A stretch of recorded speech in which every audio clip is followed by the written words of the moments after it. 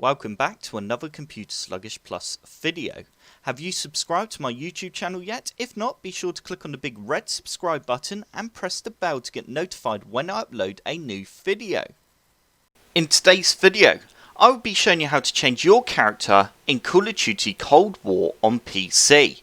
To start off with, first you need to open up the game and you then need to select either multiplayer or zombie mode.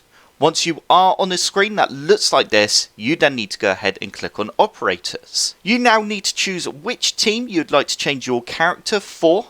I'm going to go ahead and select this option here. As you can see, I now have 3 characters to choose from.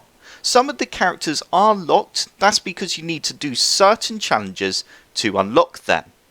If I go ahead and choose this character here, I will now have that character in multiplayer and zombie mode. If you want to change your character for the other team as well, just go to the top here and then you can then go ahead and select your character. And that's it. I hope this tutorial has helped. If it has, hit the like button below and subscribe for more Computer Sluggish Plus tutorials.